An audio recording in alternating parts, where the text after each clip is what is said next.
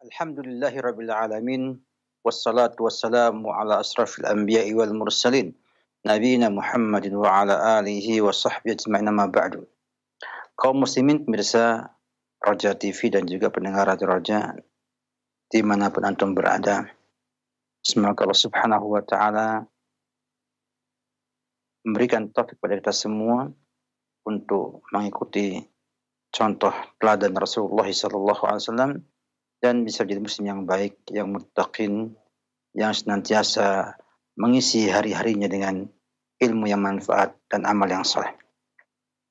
Alhamdulillah, kita bersyukur subhanahu wa ta'ala pada pagi berbahagia ini kita ketemu kembali, berjumpa kembali dengan para pemirsa sekalian untuk kita melihat kembali ya, rumah tangga Nabi kita Muhammad sallallahu alaihi wasallam dan bagaimana beliau mencontohkan solusi dalam menyelesaikan problematika rumah tangga kita semua. Nah, tak mungkiri bahwa ini adalah nikmat yang agung. Nikmat yang agung yang tidak bisa kita remehkan dan tidak boleh kita tidak perhatikan. Pada episode yang ke-16 ini ya, kita 16 kali ya bahas masalah ini. Kita akan membahas sebuah uslub Nabi kita Muhammad SAW dalam menyikapi berita ataupun fitnah yang menimpa keluarga beliau Sallallahu Alaihi Wasallam. Kita ketahui bersama bahwasanya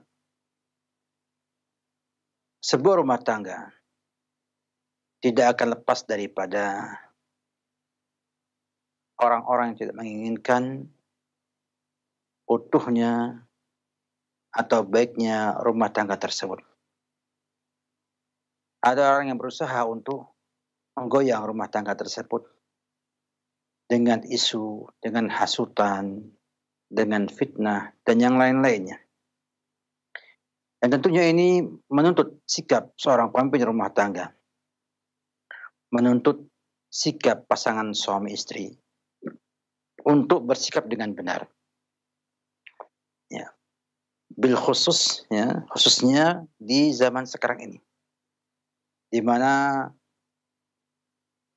Allah Subhanahu wa ta'ala memberikan ujian yang cukup berat kepada kita semua dengan mudahnya informasi yang tersebar ya, dengan sangat cepat. Bahkan hitungannya adalah hitungan detik, ya, bukan lagi hitungan hari ataupun pekan ataupun bulan.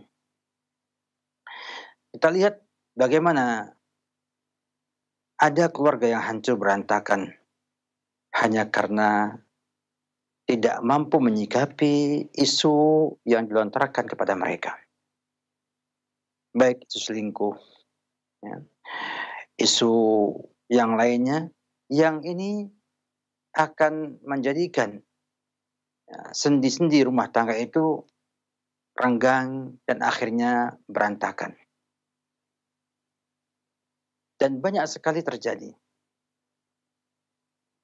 Di sini Nabi kita Muhammad SAW sebagai contoh yang baik, yang kata Allah Subhanahu wa ta'ala dalam Al-Quran, laqad kana lakum fi Rasulillahi uswatun hasanah liman kana yarjullaha wal yawmal akhir wa dzakarallaha katsira.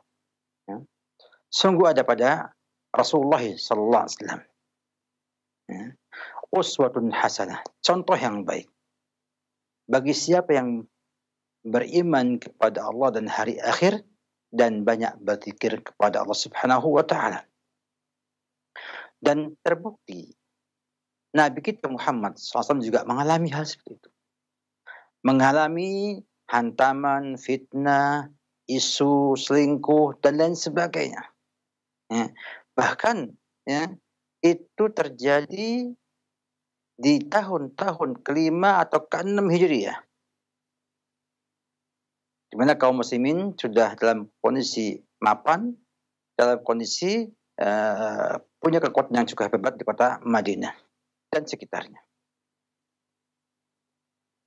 Contohnya adalah hadisatul ifk. Kisah di mana kaum munafikin ya, melemparkan isu bahwa Aisyah radhiyallahu taala anha berselingkuh dengan seorang sahabat Nabi sallallahu alaihi wasallam. Sepeninggalan atau selesai dari perang Bani Mustalik, kemudian beliau berangkat pulang ke kota Madinah dan Aisyah tertinggal, dan akhirnya Aisyah di antara sahabat yang kebetulan juga terlambat ya, dan sampai kota Madinah kemudian jadikan sebagai sarana untuk merusak rumah tangga beliau, merusak martabat beliau dan kehormatan beliau sallallahu alaihi wasallam. Dan itu efektif. Saya didapatkan waktu itu kaum muslimin terpecah dalam 3 keadaan, 3 kelompok. Yang pertama adalah kelompok kaum mukminin, kaum muttaqin dari kalangan sahabat yang langsung menolak dan membantah isu tersebut. Ya, tanpa berpikir ulang. Seperti Abu Bakar, Umar, dan yang lain-lainnya. Ada kelompok kedua yang diam. Ya, tidak membantah, tidak juga menyebarkan, dan juga nggak percaya. Ya, mereka anggap itu hanya kabar burung yang tidak jelas, sehingga mereka tidak mau mempercayainya dan juga tidak membantah hal tersebut. Mereka kelompok yang diam. Dan yang ketiga, yang juga menganggap itu hal yang ringan. Kemudian terpedaya oleh kaum munafikin dan akhirnya ikut-ikutan ya, dalam menyebarkan isu tersebut. Dan ada Mistah yang cukup terkenal, kisah beliau dengan Abu Bakar As-Siddiq radhiyallahu anhu. Juga ada Hasan bin Sabit dan beberapa sahabat yang lainnya ya, yang terpedaya dengan isu tersebut karena demikian hebatnya kaum munafikin waktu itu berusaha memberikan berita-berita ya, dengan media massa mereka, berusaha dengan corong-corong mereka yang cukup banyak untuk meyakinkan sahabat-sahabat bahwa isu itu adalah isu yang benar, isu itu adalah isu yang perlu mendapatkan perhatian mereka.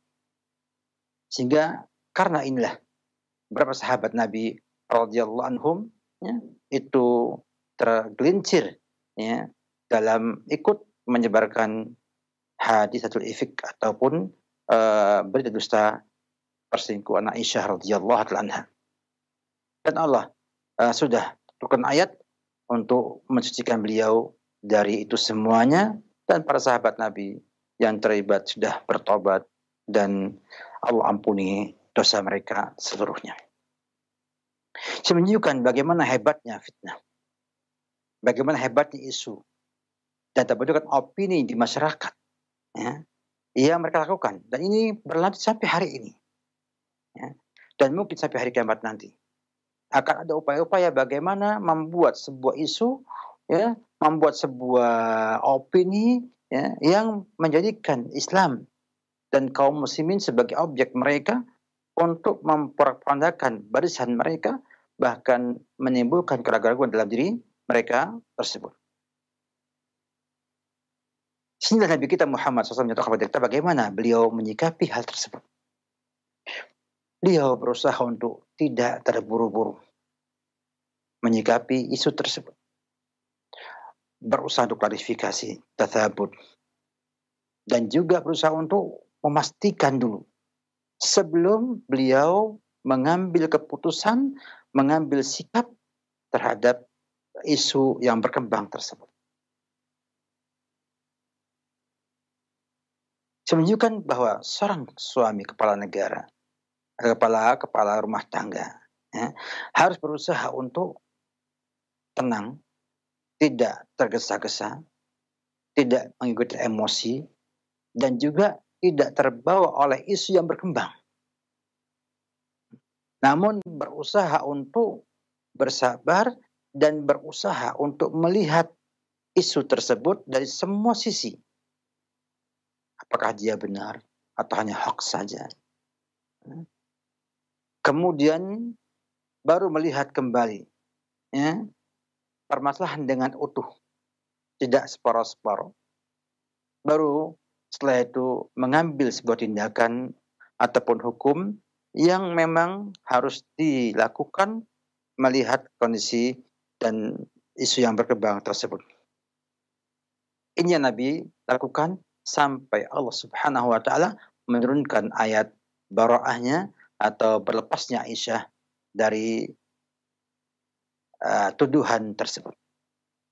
Dan bagaimana di sini penting bagi seorang muslim ya untuk tidak tergesa-gesa menyikapi isu yang berkembang ataupun fitnah ataupun tuduhan ya yang dialamatkan kepada sang suami atau sang istri. Ini banyak didapatkan di Indonesia ini.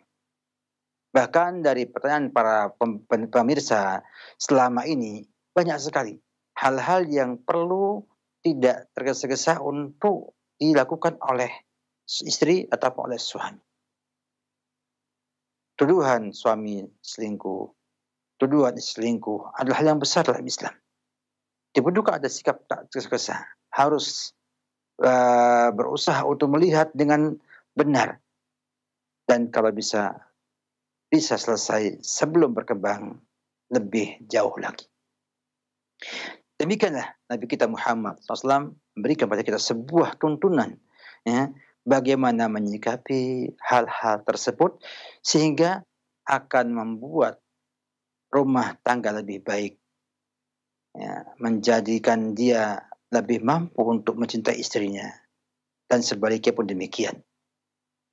Maka sikap inilah yang harus tumbuh dalam diri kita dalam menyikapi isu fitnah ya, dan lain-lainnya. Agar supaya kehidupan rumah tangga kita bisa lebih baik, lebih utuh, dan insya Allah akan ada di sana sakinah, mawadah, dan rahmah dalam sebuah rumah tangga. Demikian sedikit dari saya pada pagi ini, semoga bermanfaat dan insya Allah mudah-mudahan kita semua senantiasa bisa mengikuti Nabi kita dalam menyelesaikan permasalahan rumah tangga kita. Semoga bermanfaat. Wabillahi taufik. Salam Muhammad wa ala alihi wa sahbihi wasallam. Nah, Ustaz, barakallahu fikum wa jazakallahu khairan. Terima kasih atas bimbingan dan pelajaran yang bermanfaat yang telah disampaikan pada kami di kesempatan pagi menjelang siang hari ini. Selanjutnya kami berikan kesempatan, silakan. Halo. Halo. Halo. Iya, dengan siapa Ibu di mana? Assalamualaikum warahmatullahi wabarakatuh. Waalaikumsalam warahmatullahi wabarakatuh. Dari hamba Allah, Ustaz. Silakan pertanyaannya. Afwan Ustaz, kalau di luar tema. Dan ini titipan pertanyaan dari teman Ustaz. Sungguhnya Allah itu tidak malu menyampaikan kebenaran Ustaz. Afwan. Karena ini agak begini Ustaz, pertanyaan teman saya begini. Ketika melakukan kewajiban kepada suami, istilahnya melayani suami Ustaz, kadang itu kan menjelang waktu sholat Ustaz. Nah, pada saat wanita itu ketika selesai begitu kan tidak langsung keluar semua itu punya suami dalam perut istri Ustaz. Nah, pertanyaan saya Ustaz, ketika anggaplah ini waktu menjelang subuh kan mau ditunggu ya agak lama keluar semua itu, nanti kehabisan waktu Ustaz. Nah, bagaimana solusinya Ustaz? Karena kadang katanya dia ketika sholat itu masih keluar air mani suami dari kemaluannya itu Ustaz. Nah, mohon solusinya Ustaz. Jazakallahu khairan. Assalamualaikum warahmatullahi wabarakatuh. Waalaikumsalam warahmatullahi wabarakatuh. Silakan Ustaz. Alhamdulillah. Semua itu harus menggunakan ukuran yang jelas, bahwasanya waktu sholat tidak harus diperhatikan. Yang kedua, memang tidak kita pungkiri bahwa suami punya keinginan dan istri punya kewajiban. Semua ini bagian yang juga perlu kita perhatikan. Oleh karena itu, hendaknya bila kondisi yang ada memastikan bahwa akan keluar waktu sholat sebelum itu terjadi. Maka apabila dilakukannya sebelum waktu sholat, artinya sebelum subuh sudah memulainya, kemudian berkesudahan menjelang selesai waktu subuh, maka selesaikan, kemudian sholat, mandi dan sholat. Walaupun mungkin mendapatkan sedikit daripada bagian waktu tersebut.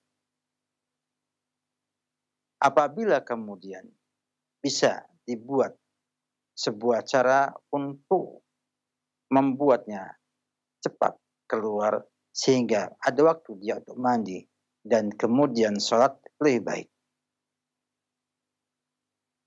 Intinya adalah upayakan, tapi kalau kemudian dia melakukannya setelah waktu sholat, maka anda sholat dulu. Tunda sebentar, sholat dulu, baru kemudian berhubungan suami istri setelahnya. Itu tidak ada masalah.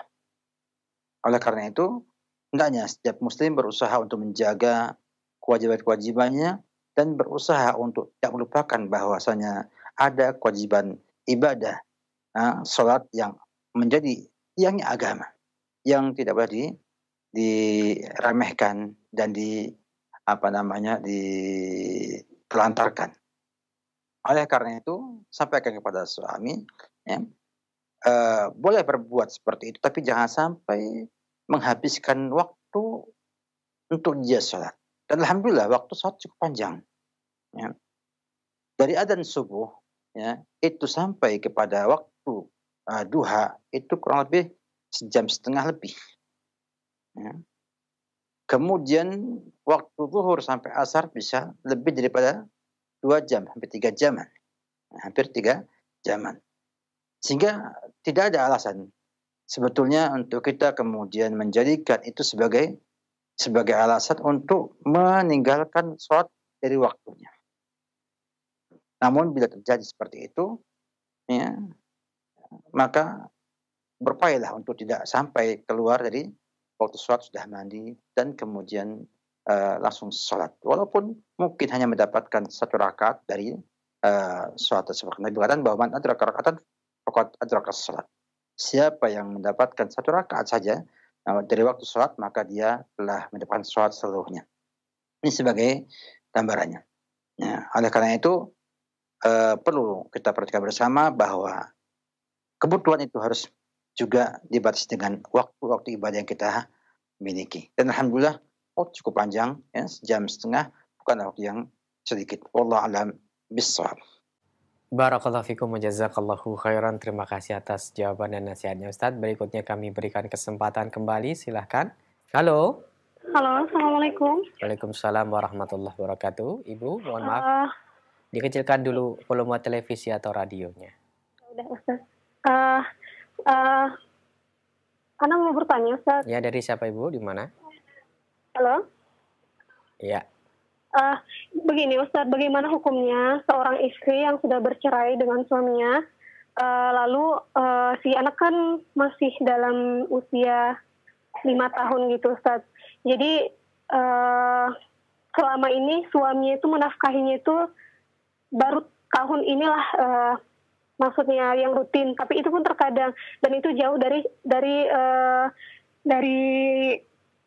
yang seharusnya diberikan lah gitu, Ustaz. Namun pas waktu dia ngasih nafkah itu, bercampurlah dengan duit si istri dan tidak dicatat. Lalu ada perselisihan sedikit, lalu dia mengatakan, saya tidak ikhlas kalau kamu pakai uang itu. Padahal selama ini yang membutuhi anaknya itu istrinya, Ustaz. Apakah istrinya harus mengganti uangnya yang tidak dicatat itu, atau berdosakah dia yang telah tidak sengaja atau telah terpakai gitu, Ustaz? Bagaimana hukumnya? Karena kemarin udah saya tanya, memang diroja, tapi saya belum paham gitu, Ustaz, karena uangnya itu telah bercampur gitu, Ustaz, dan tidak ada pencatatan pengeluarannya. Baik, terima kasih atas pertanyaannya. Iya itu aja Ustaz, jazakumullah khairan. Assalamualaikum warahmatullahi wabarakatuh. Waalaikumsalam warahmatullah. Silakan Ustaz. Ini masih dalam bab hadalah. Bab hadalah adalah bab pengasuhan pada bayi ataupun anak-anak yang belum mumayyiz atau yang belum sampai dewasa, kemudian dengan perpisahan, perceraian atau kematian. Para ulama mengatakan bahwa dalam masalah ini, pertama, ibu memang orang yang paling berhak untuk mengasuhnya. Kata Nabi, al-um ahaqqu bi. Katanya oleh seorang wanita, ya Rasulullah, anak ini hamil dari rahim saya, ya, lahir dari saya, jinsu juga di susu saya, kemudian dia saya pangku juga dengan pangkuan saya. Bapaknya ingin memisahkan ia dari sang ibu. Maka kata dia, anti ahaqqu biha. Kamu lebih berhak mengasuhnya. Selama malam tatajawwaji. Sampai selama belum menikah lagi. Sehingga kepengasuhan kepada anak-anak bayi, ya, sampai mumayyiz itu ada di pihak ibu. Kecuali ibunya menikah lagi, baru ada pengalihan dari pihak ibu. Kemudian setelah dia mumayyiz, maka dia sudah memilih ikut ibu, ikut bapak. Kalau dia laki-laki. Kalau yang perempuan, maka dia harus diberikan kepada siapa yang paling bisa memberikan maslahat kepada dia untuk kehidupannya kemudian hari. Dan perlu diketahui bahwa nafkah tetap menjadi kewajiban sang bapak. Sang wajib memberikan nafkah kepada sang anak tersebut. Ya. Dan nafkah ini menyangkut kebutuhan anak dan juga yang ngasuhnya. Artinya, tidak mengapa seorang ibu mengambil sebagian daripada nafkah anaknya selama ia mengurus anak tersebut. Ya, minimal sebagai upah dia, ya, untuk mengasuh anak tersebut. Ya.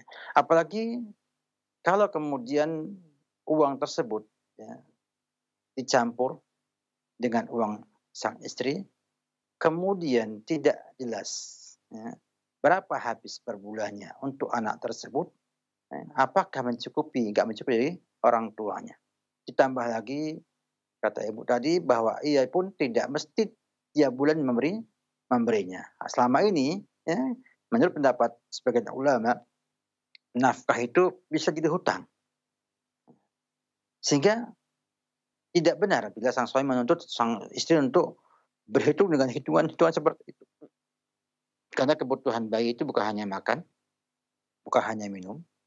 Anak usia 5 tahun bukan hanya makan dan minum, tapi juga yang lainnya. Butuh mainan, ya. Butuh juga pembinaan, pendidikan. Yang ini juga membutuhkan dana cukup besar daripada bapaknya. Karena bapaknya adalah tanggung jawab dengan nafkah tersebut. Ya. Sehingga perlu dipahami bersama bahwa menafkahi anak tersebut, bila ia menyusui, jelas memberikan nafkah pada anak itu dan orang yang menyusuinya.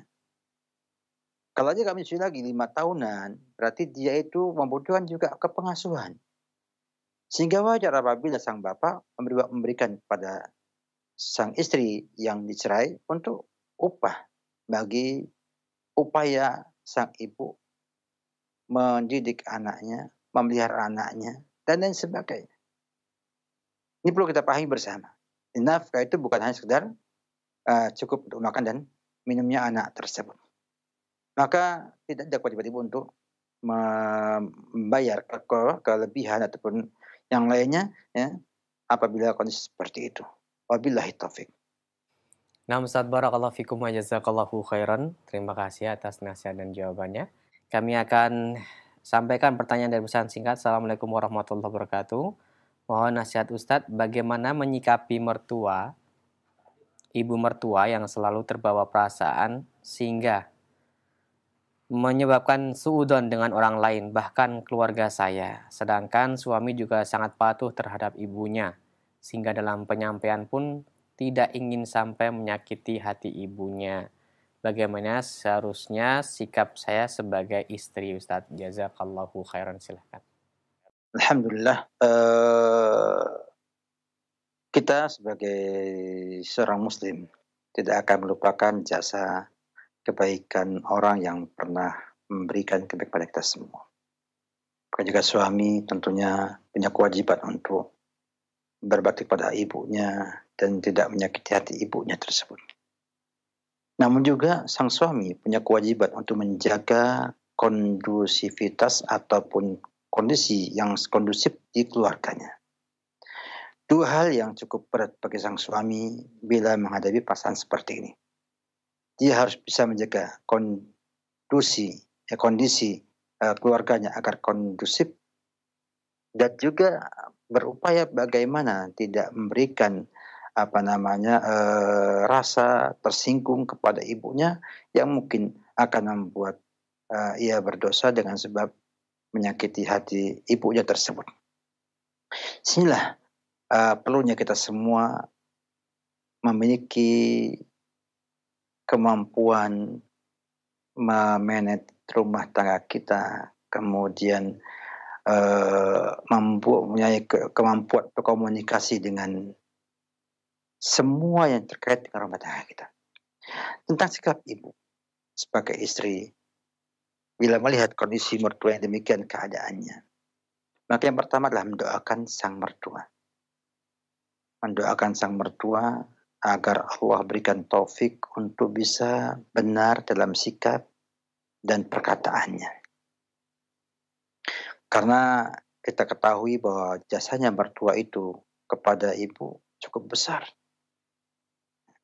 Sebab suami itu lahir dari rahimnya dan menyusu dari puting susunya. Kemudian juga dipelihara oleh ibunya, dibina, didik, dan sebagainya. Dan tidak mungkin seorang laki-laki bisa baik tanpa bantuan dari ibunya sejak kecil, sejak lahir sampai dewasa. Sehingga itu harus ada dalam benak kita sebagai seorang istri. Yang kedua, berupaya untuk bersabar. Kata pepatah, yang sabar itu yang menang. Yang kata Nabi kita Muhammad SAW, inna ma'as sabri an-nasr. Bersama kesabaran ada kemenangan di sana. Dan kesabaran ini memang berat. Kata ulama rahimahullah ta'ala, as-sabru mur. Sabar itu pahit. Namun justru dengan pahit itu penyakit sembuh. Artinya kebanyakan obat itu pahit. Kalau diminum, pahit sekali. Namun akan muncul di sana faidah, bisa membantu atau menjadi sebab hilangnya penyakit yang kita miliki. Walaupun sekarang banyak obat-obat yang manisnya yang tidak pahit. Oleh karena itu perlu kesabaran. Kemudian yang ketiga, berhusnuzon kepada sang mertua yang mungkin ia itu karena cintanya kepada sang anak dan kepada mantunya sehingga bersikap melampaui batas. Banyak orang itu karena cintanya, karena harapannya yang besar membuat ia kemudian berlebihan dalam bersikap. Banyak, bahkan kita dapatkan kita sendiri terkadang karena sayang kepada anak, akhirnya kita bersikap salah.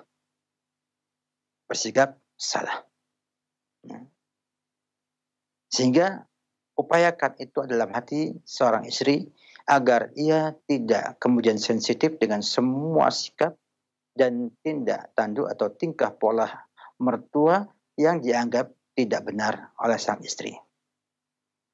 Kemudian yang keempat adalah berupaya untuk komunikasi dengan sang suami. Bagaimana bisa memberikan opini kepada ibu akan solehahnya sang istri dan akan baiknya sang istri. Sehingga kalau perlu, sang anak memuji istrinya di depan mertua, di depan ibunya.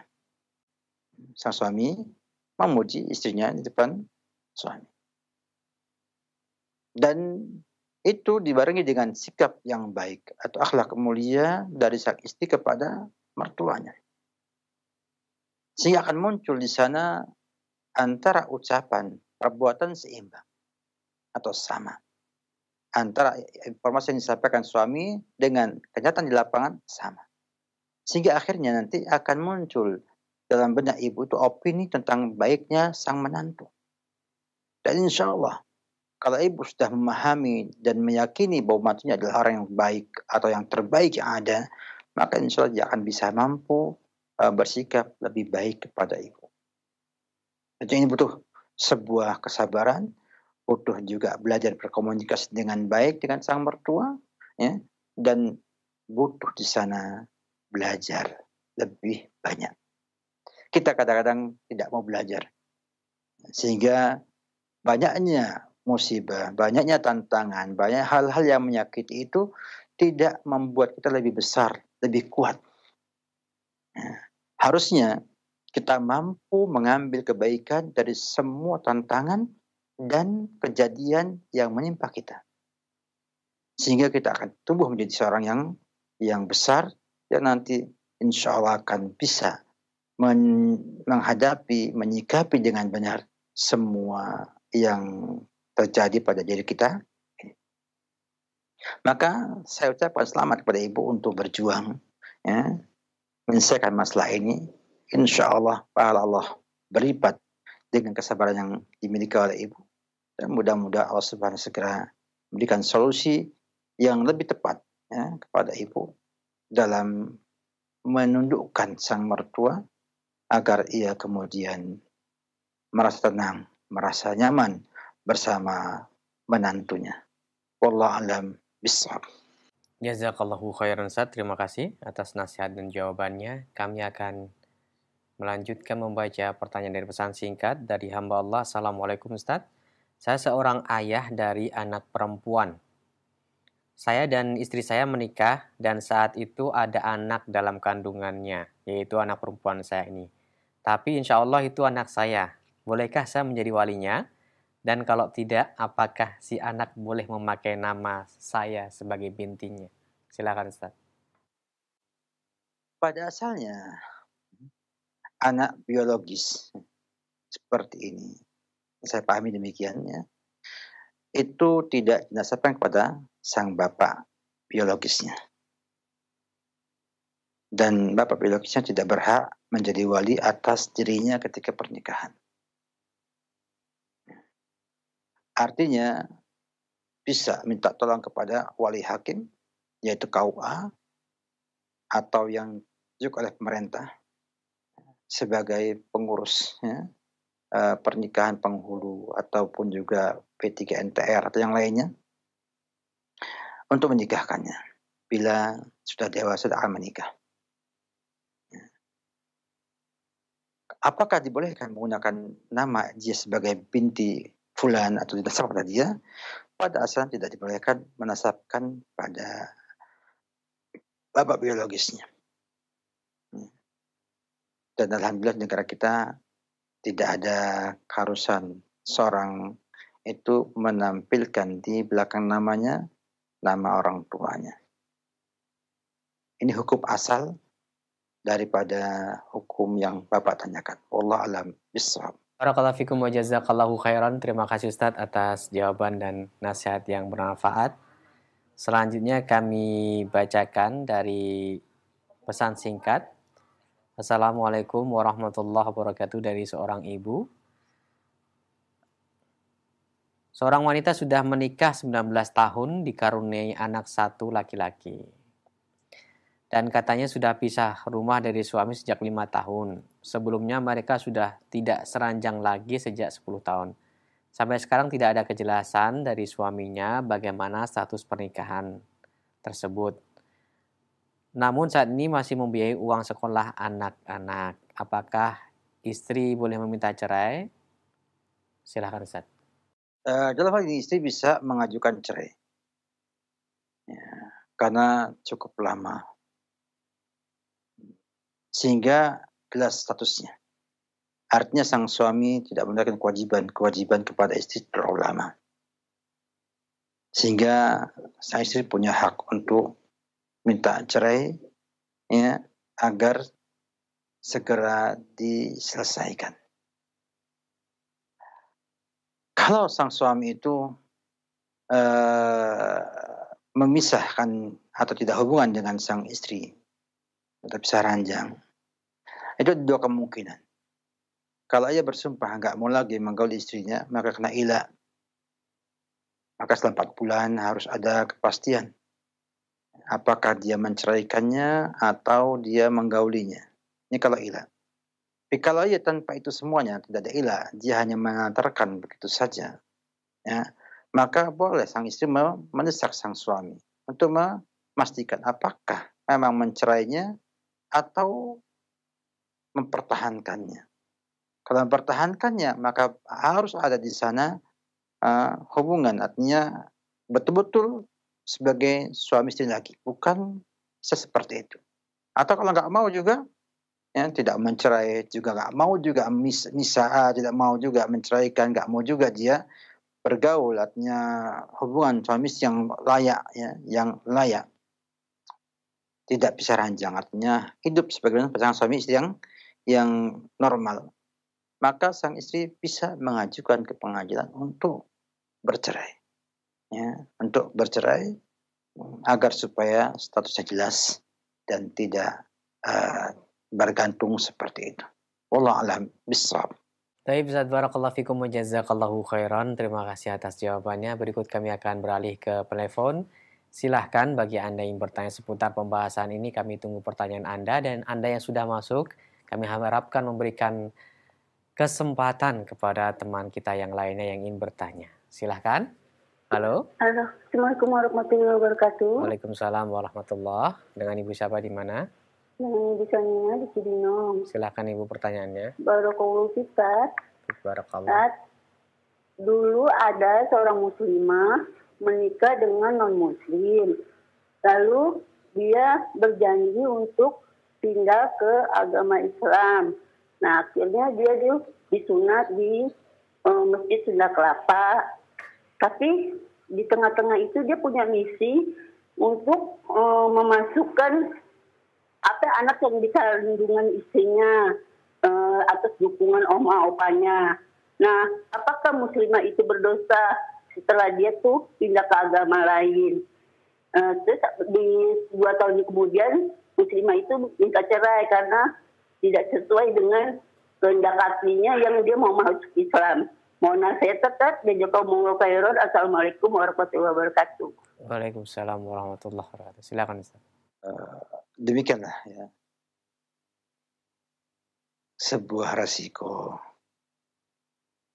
atau konsekuensi dari menikah orang yang mengaku mau masuk Islam.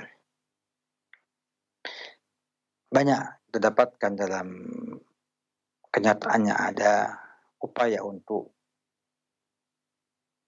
memindahkan, ya, agama sang wanita atau anak turunannya dari agama Islam ini. Namun ini juga tidak semuanya. Artinya masih juga ada yang betul-betul menikah masuk Islam, kemudian ia berusaha baik dalam Islamnya dan istiqomah dalam Islamnya. Hal seperti ini didapatkan seperti kisah yang Ibu sampaikan, maka tidak ada solusi lain kecuali bercerai, berpisah dengannya, untuk menjaga agama sang wanita, sang muslimah. Ya. Karena kalau dia kemudian pindah agama lagi, namanya murtad, maka pernikahannya langsung batal. Pernikahan langsung batal. Nah, sehingga tinggal diurus resminya ke negara supaya digagalkan atau dihapus pernikahan yang sebelumnya. Kalau dia juga tidak mengaku keluar dari Islam, masih dalam posisi Islam, cuma menghendaki anak-anaknya masuk ke dalam agama lainnya, maka dia minimal fasik.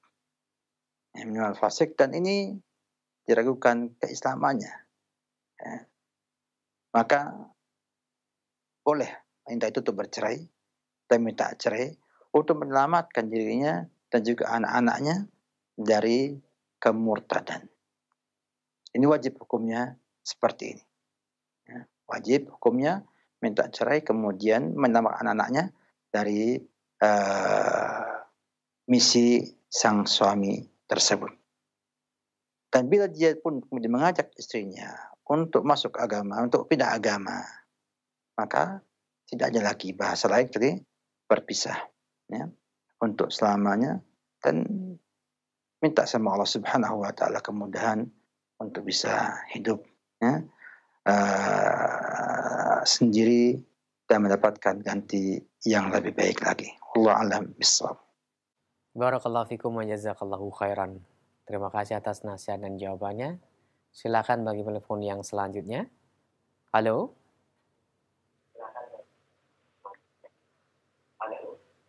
Halo, Assalamualaikum. Waalaikumsalam warahmatullahi wabarakatuh. Ibu dengan siapa? Di mana?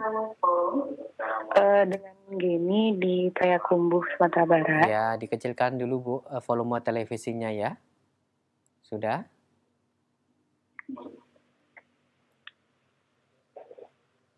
Silakan Ibu pertanyaannya. Iya, terima kasih Ustaz. Ustaz, ini saya mau bertanya. Jadi begini, saya mempunyai seorang kakak yang sudah mempunyai suami dan satu orang anak yang berumur 3 tahun. Nah, rumah tangga kakak saya ini sudah berjalan selama 4 tahun. Nah, selama 4 tahun ini kakak saya itu sebagai pencari nafkah. Jadi suaminya ini tidak pernah memberi nafkah selama 4 tahun pernikahan. Nah, sekarang kakak saya ingin berhenti bekerja begitu Ustaz. Cuma di sini kakak saya mempunyai sedikit dilematika karena di suatu sisi dia memikirkan seorang anaknya yang sudah berumur 3 tahun.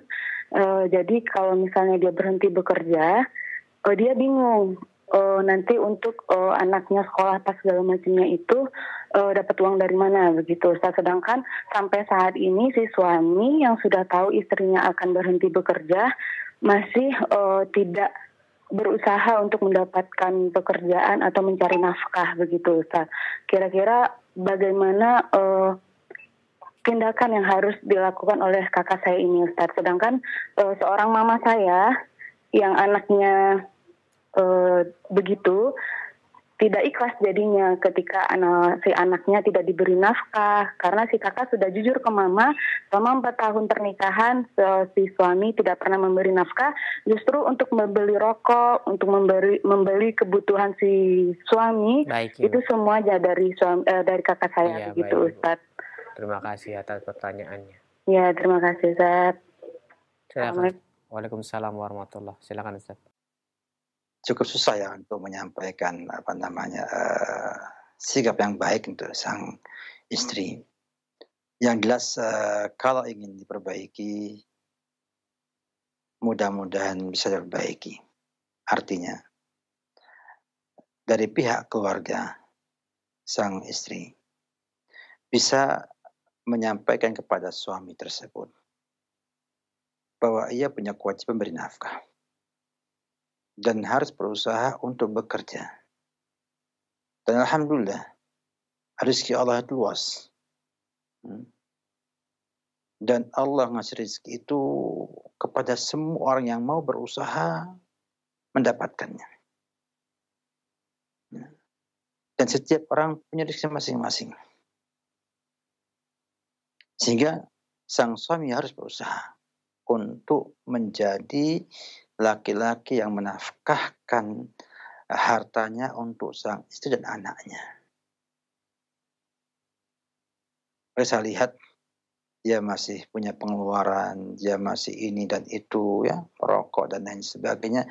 Itu dia masih mengandalkan nafkahnya istri. Ini tidak benar. Sebuah kezaliman yang harusnya disampaikan kepada suami oleh istri itu atau dengan keluarga. dengan apa? Keluarga.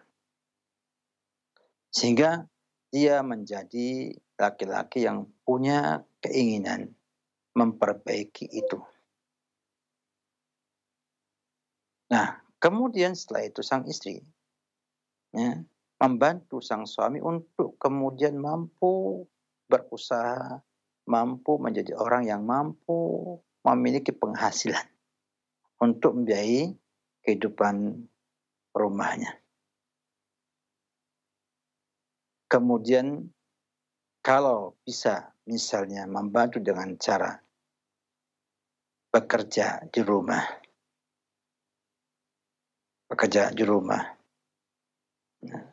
kemudian bisa menjaga anaknya, bisa juga menunaikan kewajiban sebagai istri di rumah, namun juga membantu sang suami, maka itu juga baik. Sehingga yang terpenting adalah bagaimana memahamkan suami bahwa ia harus berusaha walaupun sedikit hasilnya. Kemudian sang istri berusaha untuk tidak bekerja di luar rumah, karena akan menyita waktu dia dan akan membuat anak tidak memiliki kasih sayang yang lengkap dari sang ibu. Maka usahakan cara ini mudah-mudahan berhasil. Ya, kalau perlu dengan ancaman. Ini ditekan agar dia mau berusaha. Dan alhamdulillah, kalau kita mau berusaha di dewasa ini sangat mudah. Sangat mudah. Dari yang menawarkan jasa ataupun tenaga ataupun juga berdagang dan berjualan cukup mudah sama sekali. Cukup mudah saya lihat. Karena setiap saya lihat setiap hari, setiap pekan saya lihat banyak orang buka warung dan laku. Bertambah banyak orang jualan juga tetap laku semua. Kemudian juga banyak pekerjaan yang tidak membutuhkan skill khusus. Walaupun dia misalnya di Gojek atau jadi ojol ya, ojek online atau yang lainnya, yang tidak membutuhkan skill lebih. Ya, dan itu bisa memberikan pada dia pekerjaan yang akan membuat dia lebih baik ke depannya. Tapi tentunya ibu sabar. Apabila sang suami penghasilannya tidak banyak, maka harus disyukuri. Ya. Sampaikan pujian kepada suami yang sudah memberikan nafkah kepada walaupun sedikit. Sehingga sang suami akan tambah semangat, tambah besar hatinya untuk bisa bekerja dengan baik.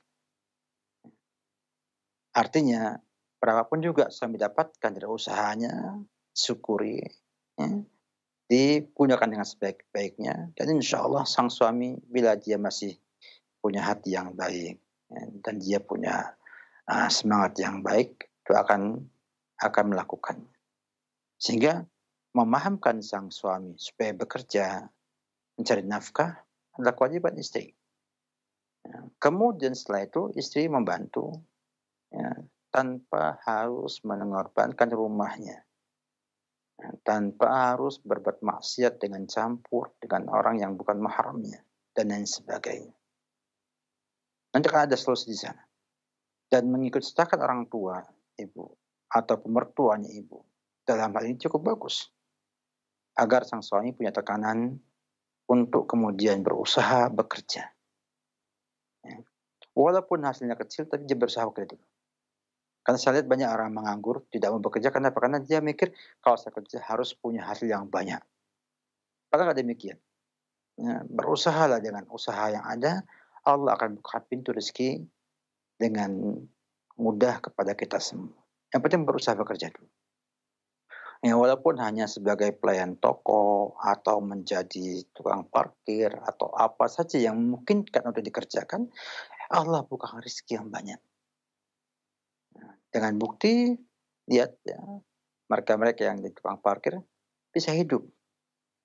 Yang di ojol bisa hidup. Yang di toko bisa hidup. Ya.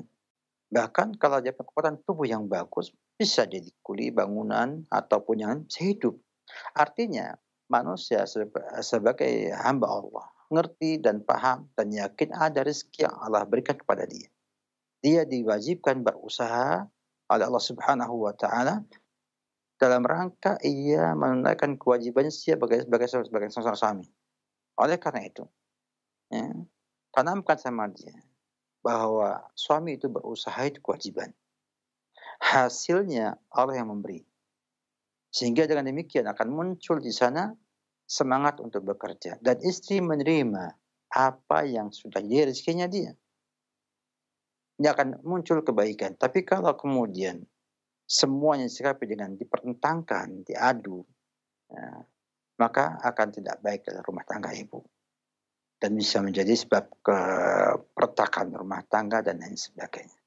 Ya, semoga ini bisa membantu ibu, ya, dan juga pihak yang terkait, ya, itu bisa menjadi solusi ataupun dorongan agar supaya wanita banyak tinggal di rumah, ya, dan suami yang mencari nafkah, sehingga akan muncul di sana kebaikan yang Allah sampaikan dalam surah An-Nisa, ar-rijalu qawwamuna 'alan nisa bima faddalallahu ba'dahum 'ala ba'din wa bima anfaqu min amwalihim.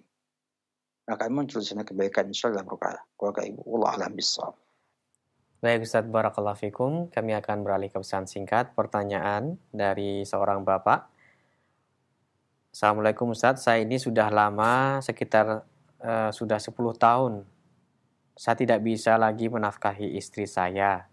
Dan saya menyuruh istri saya untuk pulang sama ibunya. Tapi dia tidak mau. Pertanyaannya, apakah saya berdosa atau bagaimana Ustaz? Silakan. Kita ambil sebuah kaidah yang cukup penting yang ini ada dalam Islam. Bahwa al-qudrah manatut taklif. Al-qudratu manatut taklif. Artinya kemampuan itu menjadi dasar sebuah beban syariat. Sehingga Allah tidak membebankan hamba-hambanya dengan sesuatu yang di luar kemampuannya. La yukallifullahu nafsan illa wus'aha. Demikian juga Allah kata dalam surah dalam ayat yang lainnya, fattaqullaha mastata'tum. Bertakwa kepada Allah semampu kalian. Artinya sesuai dengan kemampuan yang dimiliki. Memberi nafkah adalah bagian daripada ketakwaan. Dan menjadi beban taklif. Maka Allah sampaikan dalam ayat yang lainnya, liyunfik dzu sa'atin min sa'atih. Faman qadira 'alaihi rizquhu falyunfik mimma atahu. Berinfaklah dia kepada keluarganya dengan kemudahan, bagi yang mudah, artinya orang yang punya nafkah, dzu sa'atin, yang punya keluangan rezeki, ya, kelapangan rezeki, maka dia memberikan nafkah kepada keluarganya dengan kelapangannya. Dan kalau Allah berikan pada dia keterbatasan dalam rezeki atau sedikit rezekinya, maka berinfaklah dengan apa yang Allah berikan pada dia. Menunjukkan adanya taklif di sini.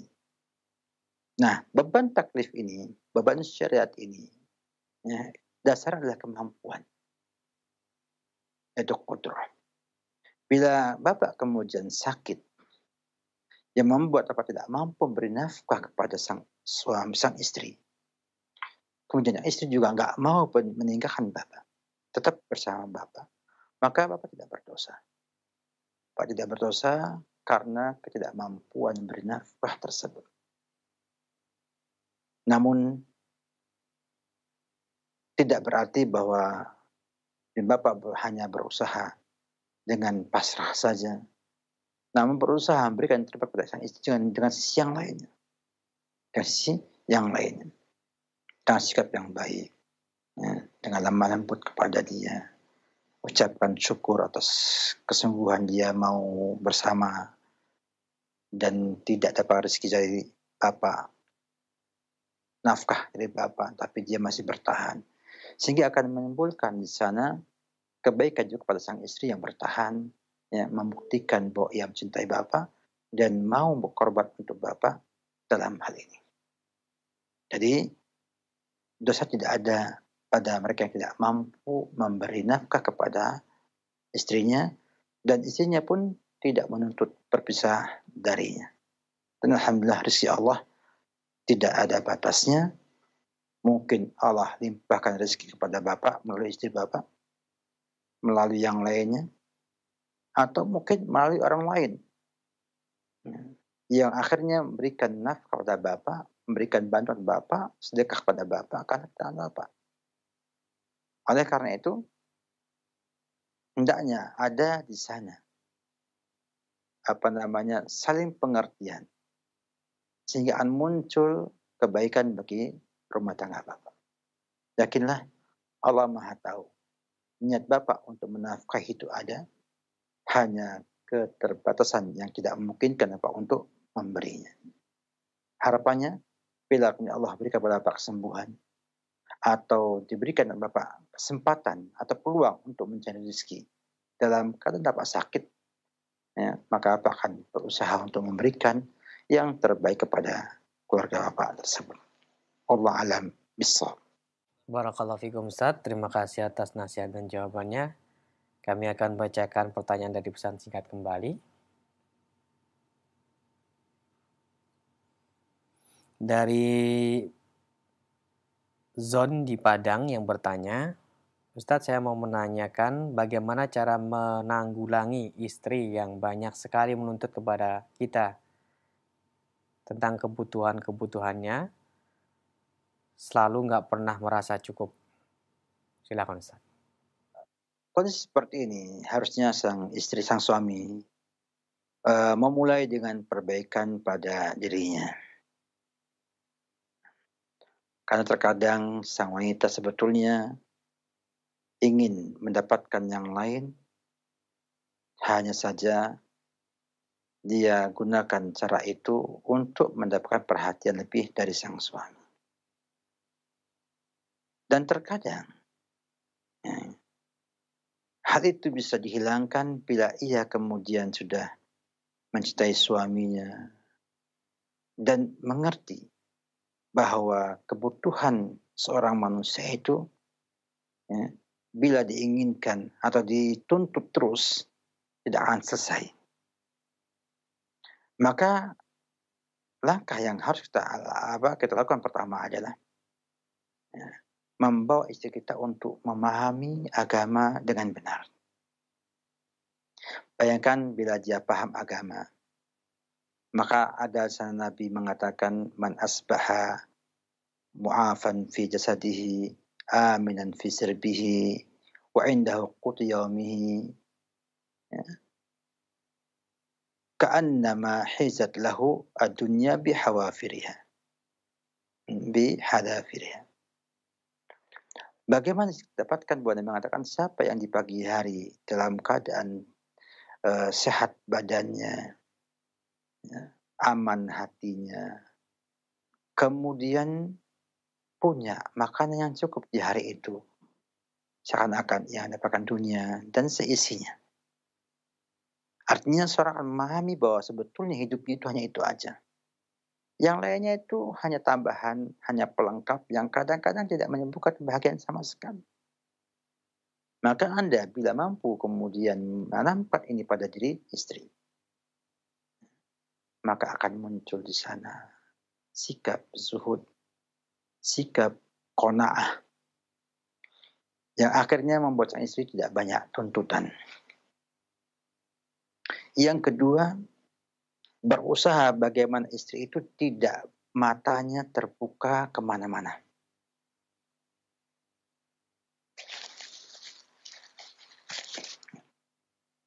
Karena kata orang, semakin terlepas mata, semakin banyak kebutuhan dan keinginan. Sehingga hidupnya ya di rumah. Ya. Itu akan menentukan kebutuhan dan juga tuntutan yang dimilikinya. Semakin banyak ia melihat dunia ini, semakin banyak juga keinginan ia untuk itu. Nah, ini akan bisa dibatasi bila dia punya iman, dan mengerti hakikat dunia ini, dan ia paham bahwa tujuan akhirnya adalah akhirat.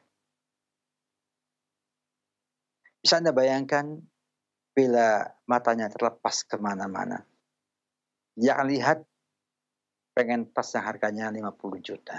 Padahal tas. Ya, dan dipakai kalau keluar saja. Ya. Dan itu pun tidak mesti akan dipuji oleh orang. Beli ini sekian, beli ini sekian. Setelah itu simpan di rumah, bingung. Rumahnya kurang besar untuk nyimpan barang-barang yang dibelinya itu. Setelah itu minta rumahnya besar supaya bisa menghimpun barang-barangnya yang dimilikinya. Padahal dipakai. Punya suatu 6 pasang kepakai hanya sepasang. Punya baju 25 kepakai hanya 2 lapis. Punya makanan banyak dimakannya sepiring. Sehingga harus dipahamkan ini dengan agama yang benar. Pahamkan dia dengan agama yang benar, kemudian ajak berpikir baik tentang kehidupan dunia ini. Berikutnya adalah menjauhkan ia dari teman-teman yang buruk. Jangan biarkan ia hidup dengan sosialita yang emang pengen hidup wah.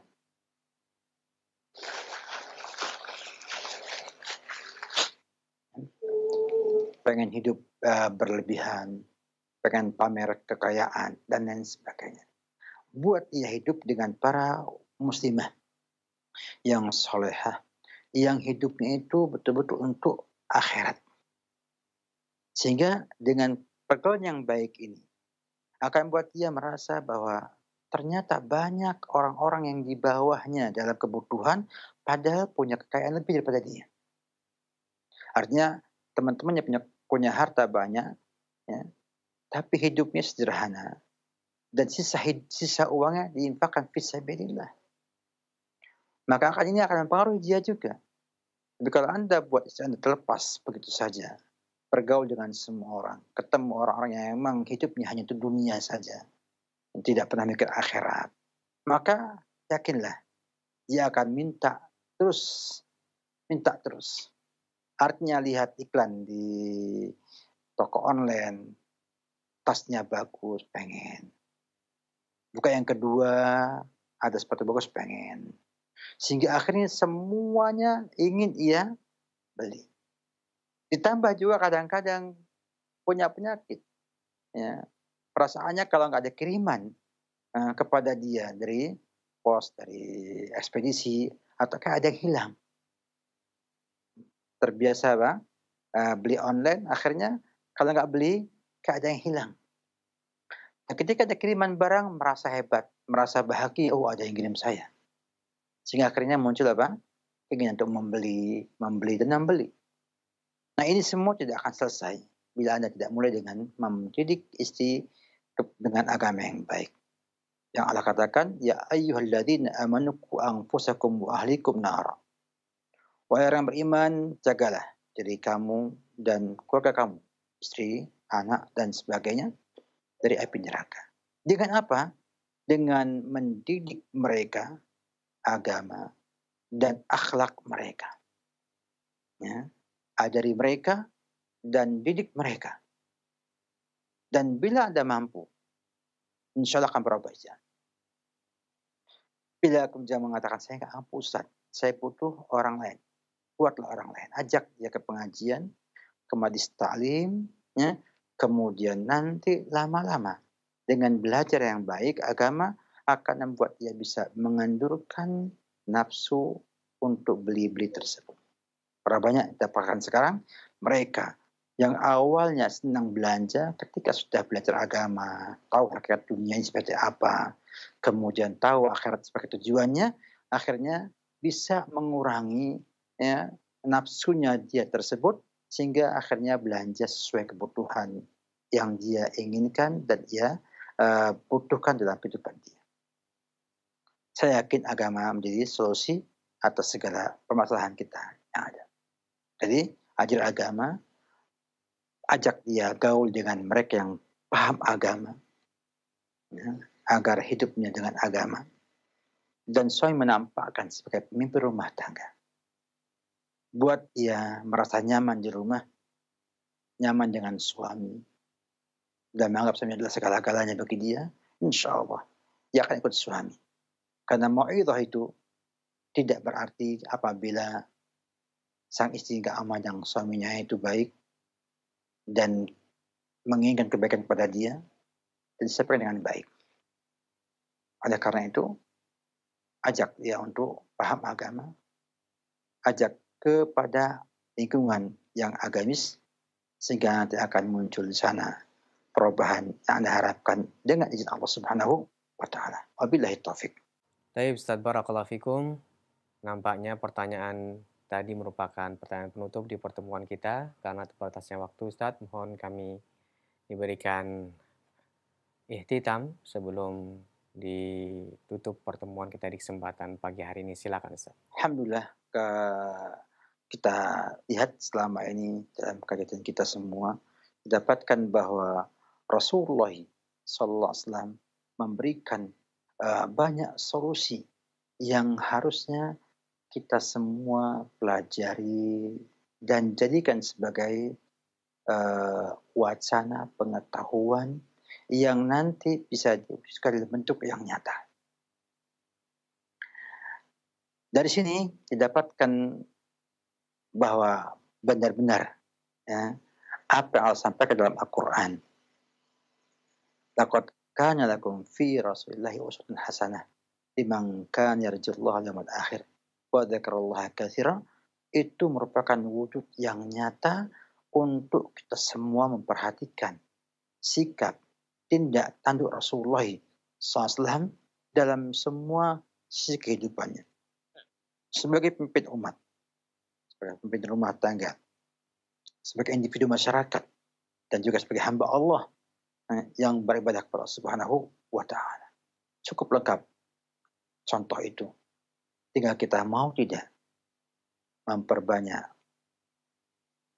belajar, melihat lagi kehidupan beliau agar kita semua mampu memiliki solusi yang terbaik atas semua masalah yang kita hadapi.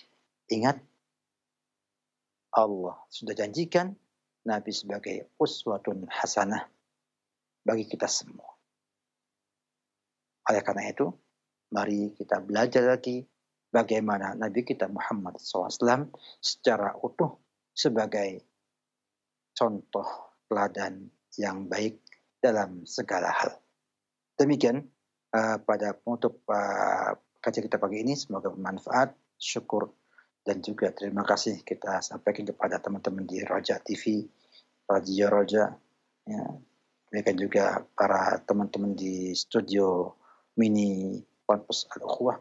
Semoga Allah Subhanahu wa memberkahi semua usaha antum dan bisa menjadikan ini sebagai amal kebaikan dan bekal yang berat yang bisa memberat timbangan amal soleh antum di akhirat nanti. Dan juga syukur, terima kasih kita ucapkan kepada para pemirsa, para pendengar yang sudah berpartisipasi, ya, baik aktif dengan pertanyaannya atau dengan mendengarkannya. Semoga Allah Subhanahu wa Ta'ala berkahi usia antum dan juga menambahkan ilmu dan amal soleh antum di dunia ini sebagai bekal untuk akhirat nanti. Dan mohon maaf kurang yang ada. Dan mohon maaf juga atas segala hal yang tidak baik yang saya sampaikan. Semoga Allah Subhanahu wa Ta'ala memberkahi kita semua dan bisa berjumpa kembali dalam acara yang akan datang bi'idznillah ta'ala. Demikian dari saya, wabillahi taufiq. Assalamualaikum warahmatullahi wabarakatuh.